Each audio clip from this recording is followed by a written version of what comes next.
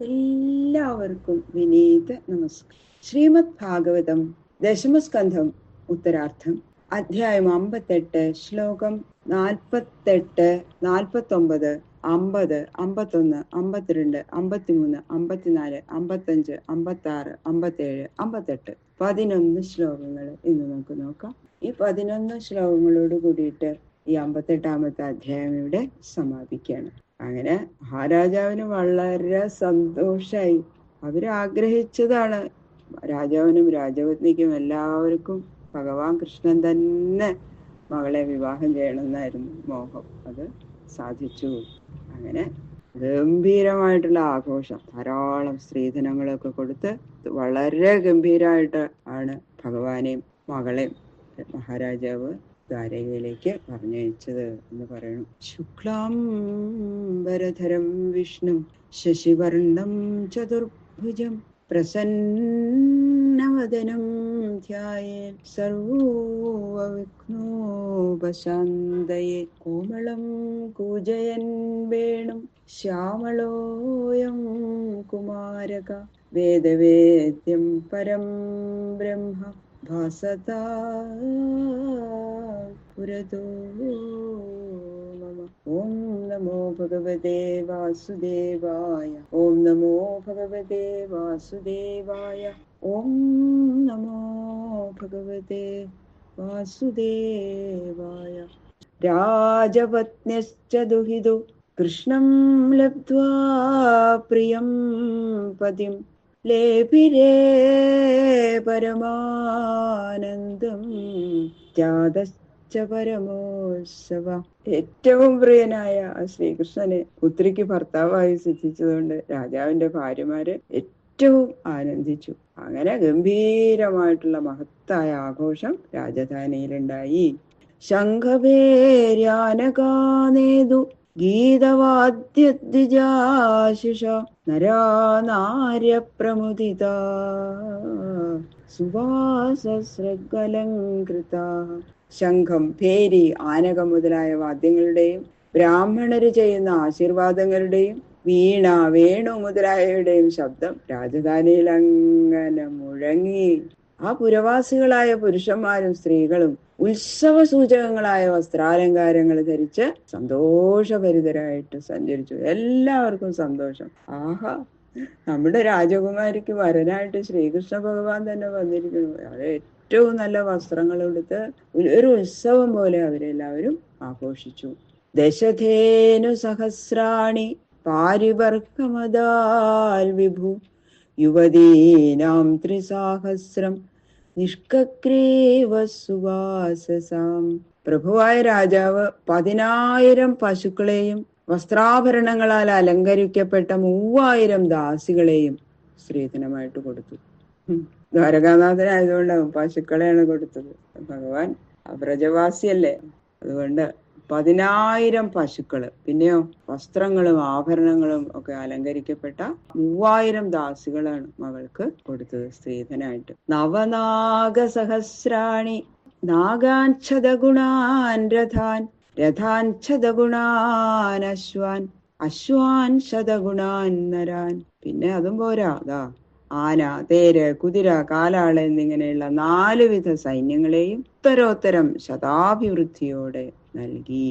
ദമ്പതി രഥമാരോപ്യ മഹത്യാസേനയാവൃതൗ സ്നേഹപ്രക്ലിന്ന ഹൃദയോ യാപയാമാസ കോസല. ഇങ്ങനെ വമ്പിച്ച സേനയാൽ ചുറ്റപ്പെട്ട ഭാര്യാഭർത്തക്കന്മാരെ തേരിലേറ്റി സ്നേഹാർദ്രമായ മനസ്സോടുകൂടി ആ നാക്കുനജിത്ത് യാത്ര അയച്ചു. വളരെ സന്തോഷത്തോടുകൂടി ധാരാളം സ്ത്രീധനങ്ങളും കൊടുത്ത് ഗംഭീരമായിട്ട് തന്നെയാണ് പുത്രിയെ പറഞ്ഞയച്ചത്. ശ്രുത്വേദൽരുരുധുർഭൂപ നയന്തം വധി കന്യകാം ഭഗ്നവീര്യാസു ദുർമർഷ യദുഭിർഗോ വൃഷൈ പുരാ. ഇതിനു മുമ്പ് പല പ്രാവശ്യം യദുക്കളോട് എതിർത്ത് തോറ്റവരുണ്ടല്ലോ കുറെ രാജാക്കന്മാര്. ഈ കന്യകയെ ലഭിക്കാൻ വേണ്ടിയിട്ട് കാളകളെ പിടിച്ചു കെട്ടാൻ നോക്കിയിട്ട് ശ്രമിച്ചു, പരാജയപ്പെട്ട കുറെ രാജാക്കന്മാര്. അവരിതങ്ങോട്ട് കേട്ടില്ലേ, ശ്രീകൃഷ്ണ ഭഗവാൻ കന്യകയെ അനായാസം വിവാഹം ചെയ്ത് കൊണ്ടുപോയി. അവർക്ക് ഇങ്ങോട്ട് അസൂയ മൂത്തു. ദേഷ്യവും വന്നു. അസൂയ വരുമ്പോ അതിന്റെ കൂടെ ദേഷ്യവും വരും. അങ്ങനെ അപ്പൊ അവരെന്ത് ചെയ്തു? നല്ല രഥത്തില് സന്തോഷത്തോടു കൂടി പോകുന്ന ആ ഭഗവാന്റെ രഥത്തിനെ മാർഗമധ്യത്തിൽ വെച്ച് അങ്ങോട്ട് തടഞ്ഞു.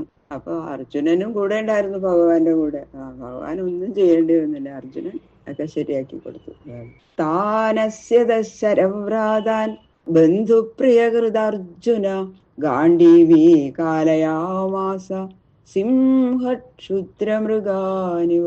ബന്ധുവായിട്ടുള്ള ശ്രീകൃഷ്ണന്റെ ഇഷ്ടതോഴനായിട്ടുള്ള ഒരുമിച്ച് വന്നിരിക്കുന്ന അർജുനൻ, ദ്വാരകയിൽ നിന്ന് ഒരുമിച്ച് വന്നിരിക്കുന്ന അർജുനൻ മാർഗമധ്യത്തില് ശരവർഷം ചെയ്യുന്ന ഈ രാജാക്കന്മാരെ സിംഹം ക്ഷുദ്രമൃഗങ്ങളെ എന്ന പോലെ ഒരു ബുദ്ധിമുട്ടുമില്ലാതെ അനായാസമായിട്ട് ആ ഗാണ്ഡീവം എന്ന ധനുഷിന്റെ ടംകാര ശബ്ദത്തെ തന്നെ ഓടിച്ചു.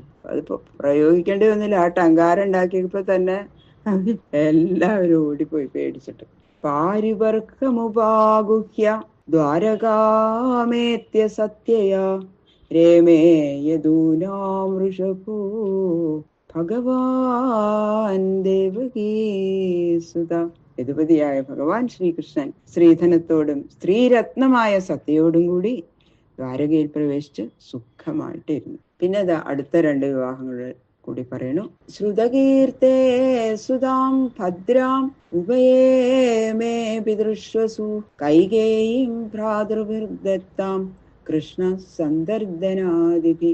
7ാമത്തെ വിവാഹമാണ് വിവരിക്കുന്നത്. സത്യയെ വിവാഹം കഴിച്ച് ദ്വാരകയിൽ ഇങ്ങനെ സുഖമായിട്ട് താമസിക്കുന്ന ശ്രീകൃഷ്ണൻ പിതൃ സഹോദരിയായ ശ്രുതകീർത്തിയുടെ പുത്രിയും കേകയ രാജ്യത്തിൽ ജനിച്ചവളുമായ ഭദ്ര എന്നു പേരായ കന്യകയെ അവളുടെ സഹോദരന്മാരായ സന്ദർദനാദികളുടെ അപേക്ഷ അനുസരിച്ച് വിവാഹം കഴിച്ചു. സഹോദരന്മാരാണ് തന്നെയാണ് പറഞ്ഞത്. കൃഷ്ണൻ ഈ ഞങ്ങളുടെ സഹോദരിയായിട്ടുള്ള ഭദ്രയും കൂടി സ്വീകരിക്കണം എന്ന് പറഞ്ഞിട്ട് അപ്പൊ ഭഗവാൻ ആ ഭദ്രയും കൂടി വിവാഹം കഴിച്ചു. സുതാം ച മദ്രാധിപതേ ലക്ഷ്മണാം ലക്ഷണൈർയുതാം സ്വയംവരേ ജഹാരൈക സുപർണസുധാമിവ. 8ാമത്തെ വിവാഹം മാതൃ രാജാവിന്റെ പുത്രിയും സർവശുഭലക്ഷണ സമ്പന്നയുമായ ലക്ഷ്മണയെ സ്വയംവരത്തിൽ വെച്ച് ശ്രീകൃഷ്ണൻ ഏകനായിട്ട് ഗരുഡൻ സ്വർഗലോകത്തിൽ നിന്ന് അമൃതം എങ്ങനെയാ കൊണ്ടുപോയത് അതുപോലെ അപഹരിച്ചു കൊണ്ടുപോയി. അന്യാശ്ചൈവം വിധാ ഭാര്യാഃ കൃഷ്ണസ്യാസൻ സഹസ്രശ ഭൗമം ഹത്വാ തന്നിരോധാത് ആഹൃതാ ചാരുദർശനാഃ. നരകാസുരൻ അനേകം സ്ത്രീകളെ ബലാത്കാരമായിട്ട് അപഹരിച്ചു കൊണ്ടുവന്ന് അന്തഃപുരത്തിൽ ഇങ്ങനെ ഇട്ടിരിക്കാം. കുറെ സുന്ദരികളായിട്ടുള്ള സ്ത്രീകളെയൊക്കെ കാണുമ്പോൾ കന്യകമാരെ അപഹരിച്ചങ്ങോട്ട് കൊണ്ടുവരും. എന്നിട്ട് ഈ ജരാസന്ധ അവരെയൊക്കെ ജയിലിലിട്ട് 16,100 കന്യകമാര്. അങ്ങനെ ഭഗവാൻ നരകാസുരനെ വധിച്ച് സുന്ദരികളായ അവരെ എല്ലാവരെയും ഭാര്യമാരായിട്ട് സ്വീകരിച്ചു. ഇങ്ങനെ അനേകം ഭാര്യമാർ ശ്രീകൃഷ്ണനുണ്ടായി. 16,000. 8 പേര് അഷ്ടമഹിഷികൾ എന്നാണ് പറയാ. പ്രധാനപ്പെട്ടവര് 8 പേര് അഷ്ടമഹിഷികൾ. അതുകൂടാതെ 16,100 പേര് നരകാസുരന്റെ ജയിലിൽ നിന്ന് മോചിപ്പിച്ചവരും. അങ്ങനെ 16,128 ഭാര്യമാരോടുകൂടി ഭഗവാൻ ദ്വാരകയില് അങ്ങനെ വളരെ സുഖമായിട്ട് താമസിച്ചു. ഇത് ശ്രീമദ് ഭാഗവതേ മഹാപുരാണേ പാരമഹംസ്യാം സംഹിതായാം ദശമസ്കന്ധേ ഉത്തരാർദ്ധേ അഷ്ടമഹിഷ്യുദ്വാഹോ നാമ അഷ്ടപഞ്ചാശത്തമോധ്യായ. സർവത്ര ഗോവിന്ദനാമ സങ്കീർത്തനം. ഗോവിന്ദ ഗോവിന്ദ.